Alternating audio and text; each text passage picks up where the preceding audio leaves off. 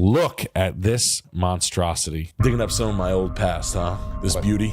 I put a tower on it. I was an Army Ranger. Sniper. There's a certain age of person, I think it's the boomers, like the heavier the piece of furniture, Yes. the like better it is. Look at this beautiful computer shower I got. I'm racing to open the door for the luxury pizza that I ordered from Domino's. 5 years sober, father-in-law gave his daughter and me a house. Go back, leverage it, and then stop paying the bills. Take a mortgage on it, put it in her name, take the money, go buy a Porsche 911, take off. I'll bet you $100 it's soaking wet. It takes so much rotted wood out that they're like, stop, stop, stop, stop. Be a guy who knows how to run through the fucking finish line and make the fucking deal. I can't take $2,200 for it. Yes, you can. You know how much my money my parents saved for my college? How much? We got Wish chiming in with the big $50. Did you vote? You just voted? Excellent. My friend James, he's a huge commercial builder in Boston. Cool. He's a big builder, big time. He's big time, all right, I'll say. Wham. What's something that makes you want to bury this end of a hammer right into the top of someone's forehead? Right into the top of someone's forehead. Right into the top of someone's forehead. What is someone where you need to bury it right into the top of someone's forehead? What's something that makes you bananas? What makes you nuts? Oh, I hit the beer. Excellent. Oh, there was a beer in there. Oh, well. Comedy Central. Comedy Central didn't want to meet with me. And just remember, your show's blew after Chappelle's show left. It wasn't a good one on there. Now you're probably for sale. Nah, they had a lot of great stuff. Yeah, they have a lot of great stuff. Broad City. Broad City was so good. I learned Laugh Riot. I can't stop. Listen, one thing I learned about that is free bleeding is funny. Yeah. Girls like that. Real girls actually were free bleeding. When she lost Her condoms. her weed in the IUD. She left her shrooms in her birth control case. Oh, shit. Yeah. I was talking to the building inspector. I was talking about raised ranches. Okay, raised ranches are just a cheap home, and raised ranches used to be a home for someone who couldn't buy a custom home. And I said, every time a raised ranch is built in my home state, I lose. Why do I lose? Because a retard buys a new raised ranch. That's why. Do you think I give a what a retard picks out of a basket? I don't. I like Caesar and blue cheese better anyway. Oh, do you, buddy? Yeah. Wow, that's great. And then I walk away and I never pay attention to it again. A raised ranch is a house for someone that doesn't give a about a house. It's just a dwelling. It might as well be a fucking Q-tip to them. And I get it. It's not to me. It's not to some of the people in this. Real estate it's different. There's subtlety. It's nuances. It's like, come on, right? A sandwich isn't a sandwich. Just ask a chef, right? Come on. TV isn't just TV. Just ask the director. Okay? It's not, it's more than that, okay? A dwelling isn't a dwelling, all right? And we don't remember that raised ranches are just cheaper homes that you can build faster at a cheaper rate. We don't even look at real estate like that as a generation anymore.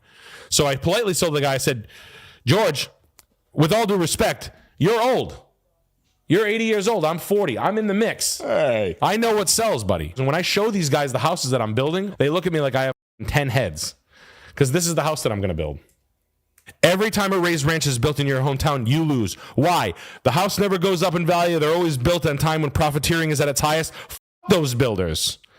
These Italians building this house to make $250 because they can build it in 3 months end to end. Because now I have some baseball coach living down the street from me for $6.99. I didn't want him here in the first place. I don't want my daughters hanging out with his idiot sons, and that's what happens. Build with integrity, buy with integrity. Homes are homes, and they attract heads.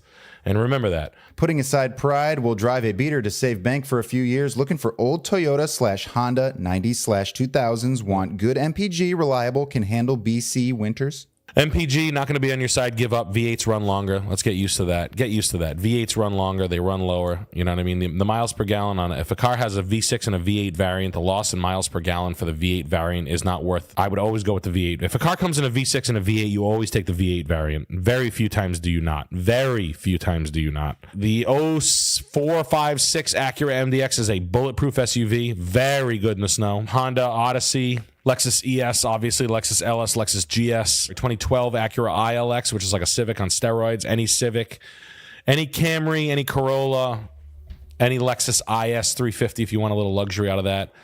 Obviously, just old Japanese. What are we talking about, man? Right? I'm not a big fan of the four-cylinder. I like micro pickups. I like a micro. I like a 20R motor Toyota pickup. There's nothing wrong with micro. It's a good size. Just putting it out there. Back. It's not a great deal. It's just not a great deal. You're paying for like what they think is an artist getaway. I guarantee there's a paragraph and a half on this house. Ready? Prepare to be smitten. Oh boy, I knew it. I told you. Oh. All words, no facts. Look, path, capture, view, mountain top, open the gate, private sanctuary, greeted by verdant plant, 1920s. You go right down in this basement. This interior wall, you walk in this door, take a right, take your knife, stab the sill on the hill. I'll bet you $100 it's soaking wet. And I would do it 10 times and take so much rotted wood out that they're like, stop, stop, stop, stop. Right? Like, why are these sistered? Because the originals are rotted? Oh, of course. I'll bet you $100 is mold back here. Right in here. I mean, she bought it for $300,000 in 2013 and did absolutely nothing to it. 5 years sober, newlywed, father-in-law gave his daughter and me a house. We're renovating, trying to make it nice, and you've helped a lot. Saw you at Skankfest. Thanks for the laughs. Rancho Cucamonga, good for you, buddy. Go back, leverage it, and then stop paying the bills. Take a mortgage on it, put it in her name, take the money, go buy a Porsche 911, take off. I'm just kidding. Congratulations, man. Seriously. Really, when you're doing a project over, do it 3 times in your head. Go the high way, the low way. Just walk the whole project out over and over again. You got nothing but time, man. It's not like a video game where you push the speed all the way up and then you smoke everybody. It'll eventually come back to bite you. You know, if you just put a big kitchen in and the siding sucks and everything doesn't make sense, you understand where the next price point of your home is and what it's going to take to get it there. Okay. People are so scared to lose money on things they buy. And they're not focusing on, like, they're stepping over dollars to pick up nickels. And penny wise, pound foolish. yes, that's the penny wise, pound foolish. Yep. 1 pound foolish. 1 pound foolish. Yes, don't be foolish. Don't be a fool. When you're hustling and you're selling things as a merchant and things like that, whether it be real estate or cars or your collection of Pokemon cards, concentrate on the number on the exit. Please. People get like so hung up, like, this is a $3,000 thing. I can't take $2,200 for it. Yes, you can. I watch a lot of people get caught up like in like optimizing everything to the last dollar. I used to see car managers do that and be like, I can't sell it. There's cars going for way more money than this car, and this car is better. And it's like, you wanted to sell 40 cars for the month, right? Yes. This is how we do it. Let it go. And the good managers would be like, yes. And those are the managers who stay. I'm not saying like be a idiot and blow your out for cheap. What I'm saying is blow it out, get rid of it. I watch people do that a lot. And it's crazy. And make, in so many words, I was told at a young age, make the deal. And it sounds stupid and trite, but I mean that. Be a guy who knows how to run through the finish line and make the deal. Hey, John, it's Tony, that Italian Canadian you did that rad Roman siding job with. Just wanted to thank you again. Especially loved your use of exterior stone on the bedroom walls. Me too, hey. Look at this beautiful computer shower I got at the Bargain Supply. Oh, beautiful stone cavern wall, no trim, bedroom, exterior grade. What happens? Wow, like a cave. You can do your laundry in a cave. Good job on the tile work over here. Nice. I'd be scared of the bets. I bet on hockey. I eat spaghetti when I'm watching the Maple Leafs play. I got a big bowl of macaroni. And I got my little bed with the 10 bureaus. And I live my life like a prostitute. Look at this beautiful. Definitely some mistakes, but it's kind of charming, no? No. No. And then this beautiful medallion to really make it pop. Beautiful. I didn't feel like landscaping over it, and I put a grill in the front yard, but I understand about elegance. That's so crazy. People are so they can't even mow the lawn before they put pictures up. Yeah, you want let's see what you want $359,000 real dollars. You mow it. You mow it. Lawn mowers in the back. No closet doors. Go your mother. You know what I love? Too much furniture. Shiny floors. I'm racing to open the door for the Domino's pizza, luxury pizza that I ordered from Domino's, and I slip. I break my neck. I sue myself. It's what I do. I got cherry wood cabinets. I got big giant white fridge. I got big giant computer shower with pump. Giant heavy wood. There's a certain age of person, I think it's the boomers, they love, like, the heavier the piece of furniture, the like better it is. Yeah. Oh, this 800-pound curio cabinet? That's good. I remember that thing down there, well, if you go down a little bit. This thing. That weighs 3,000 pounds. Yeah. This is a nightmare. And that means it's expensive, I guess. Yeah, no, it means by the nice. I used to watch people tell me that this is worth money. I'm like, yes, I wouldn't bring it in for free. I used to tell people they used to get so mad. Burn it. Jenny's mom gave us stuff like that. Yeah. I put it directly in a dumpster. Yeah. Smashed it into a dumpster. She asked about it months later. Oh, do you still have that? I said, no, I put it in a dumpster. Immediately. There's some upside of being a and I don't want to hear it. When you're a and they know you're a because my mother-in-law tried to get me. I'm like, no, you have me confused with someone who would do something like that. Come get a stove out. Bit. I'll burn your house down. I'm gonna come get a stove. I'll blow your house up. And when you become a, they know. Don't even call. Like, please don't. I don't. The furniture has to be so specific. Is it Italian or French? Does it have a name on it? And did you know that when you bought it? No, it's just like big. You can stop talking. The conversation's over. It's over. I remember cleaning trash out of this. When we bought this, there was a pile of trash 6 feet high. There was a family in Woonsocket called homeless people. Come on. Yeah. It was nasty. There was like 8 of them. They were all over every school, and they lived in this, and they were like the tenant that didn't pay. And when they left a pile of trash 6 feet tall. I had to clean it out. It was real fun. I knew a kid in high school didn't have a floor. Really? You walk into his house, and it was like dirt. Really? Yeah. Yeah. But there was a big flat screen TV on the wall. Perfect. Just enough money for that. Always enough money for Halloween decorations. I'll let you guess what he looked like. Yeah. And then I rented it out to my science teacher in high school. I used to have to collect rent from my teacher. So when I was like, I don't know, 12, I'd be like, we would do weekly rent. Please, and hit the like buttons. Please, please, please, please. I'm not stop saying this. Please, please, We'll please. wait.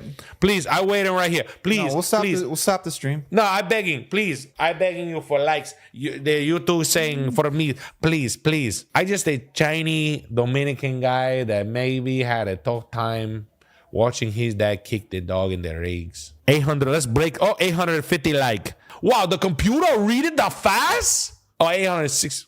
I'm dyslexic. I read the numberings. Wow. Digging up some of my old past, huh? This beauty. I put a tower on it for a lookout. I was an Army Ranger, sniper, first class, Eagle, Golden. I went out into the quadrant, Delta Recon, Force, came home, took the VA loan, built a tower for safety. You always need a house with a tower. I'm just beating away on this ridge, and I'm like this. Tower? I think so. I radio down to the ground because I always keep a radio on me as a framer.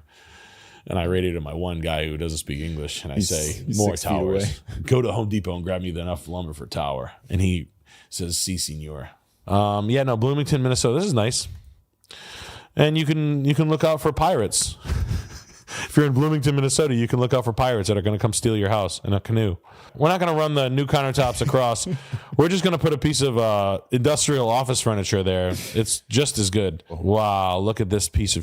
This is a nice piece of. Hey, fireplace, 5 feet high. How's that, dickhead? Welcome. Ranger, stupid. Nice to meet you. Ranger Builder, stupid. Delta Recon, Force. How many different materials? We got tile. We've got a hardy backer there for the tile, for the mantle that makes no sense. I mean, look at this monstrosity. The wiring was done right by my boy, Crazy Wires. That's what they call them, Crazy Wires. Guy used to take apart bombs in Fallujah. We called him the Hurt Locker. I like the lamp above the headboard. Someone's not blowing backs out because my lady would be crushed by that lamp. I mean, there's some stuff out of place, but there's just, I mean, there's something charming about it. Yeah. This is like sleeping and then waking up with a mouthful of 80s guy hair in your mouth. Having like this guy's hair in your mouth in this house. That's Then you have to stop asking why the Rothschilds want to everybody and turn us all into glue. How did you even talk someone into building this? It's like a deck on a deck. Yeah. You're seriously not going up to the tower? Like, yeah. Stand by the fireplace. I'm good, man. I'm good down here. It's like a lookout point. Nickelodeon executives don't own that house. They can put a big foot up there or something like that. Yeah, but you never know. There's still time. You can always keep furniture. You can like make deals on the furniture. People are stupid, man. And they like, if you make it look right, they'll buy the furniture with it. And then there's less negotiating. A, you've gotten more eyes on it because it looks good. B, you can people will be like, I'll take everything in the whole house. If you're good at what you do, you're talking about a couple of grand, maybe $5,000. But they didn't come to you with an offer and they say, I'll take it for what it is as long as you keep all the stuff. And when you're going through a house, right, if there's a couple of pieces, sometimes the little old ladies, they don't know. I've done this too. They're going to have an estate sale. So what you do is when you see a house with some stuff, try to keep the pieces. And sometimes if there's a bidding war, the owner will be like, oh, you know what I bought. It'll like romanticize the buy. Sometimes like they just want to feel like they're validated. So you're validating the buyer. You understand the importance of this chair being in this house. These are very valuable. These always keep if you see like a bunch of teak boxes and rails, these things are valuable. So if you ever see like tension rods and rails and boxes and teak. Those are good pieces of, they're pretty valuable. This is a good auction. This is a good auction house. Good auctions will have a mixed bag. They'll try to have something from every category. Paintings, clothes, art, coins, jewelry, rugs, decorative, dolls. Yeah, lots of people. Mosh pit in this place. Literal mosh pit at this. 60 people. If you're in the Worcester, Northbridge area, C to STEM, great people. Christian, Ginny, congratulations on your second store. When I took my wife to an auction the first time, I could hear the ground getting wet. I was buying things, and she was like, good God, Mike. That's what she didn't say that out loud, but I could hear her saying that. Yeah. I locked it in that night. She was like, oh my God, this guy's buying junk with it, the last of his money. He's got $200 to his name. And I'm like this. Yeah. Yeah. Mm-hmm. Yeah. Get a pen out. I got a number for you. Yeah. 1 0. I make up my own auction number. I'm like this. Yeah. Number 6969. Sir, can you please stop making up your own numbers? You don't have to buy anything the first time, guys. Don't feel obligated to buy. And you got to go to a lot of them. I used to go to 3-4 auctions a week. And I had no money, man. I was working with $100. I'd have like $120 spending limit. And I would try to buy the coolest things I could buy. And I would take them and I would have yard sales on. I would post that I have a yard sale coming out.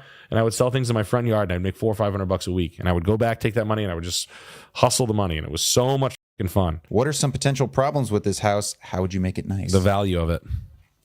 How do you sustain this sort of income? You're never getting out of it. You're buying it to buy it. I'd rent it. I don't know what your mortgage is. I don't like what's going on with Canadian real estate right now. And I know it's like I don't like the moves in this big cities, man. Like, how the are you going to sustain? Can you rent this thing for $3,000 and buy it for $6,000? Rent it and work your job. Where are you going with this thing? I think you buy this thing, the market out on you, and you're left with a big giant mortgage, and then you eventually foreclose on it. That's what I think happens. I'm serious. And there's no shame in renting when the market is stupid like this. And the market is stupid in Canada. It's stupid. And if you could rent it for $5,000, no problem. You'd pay $10,000 to buy it. So now what do? You're telling me that thing's going to go up in value $250,000 in 5 years? Yeah, right. Absolutely loco. We want to go. You're going nuts. And what you do in a market like that, let it out. It will get out, guys. Foreign money comes in, but it doesn't. Foreign money makes mistake. Private equity makes mistakes. I think you're about to go through a regime change. I wouldn't be buying stuff at top peak market, and I wouldn't get. I would really just sharpen my eyeballs real hard and keep my hands in my pockets if I was in Toronto and Montreal and stuff like that.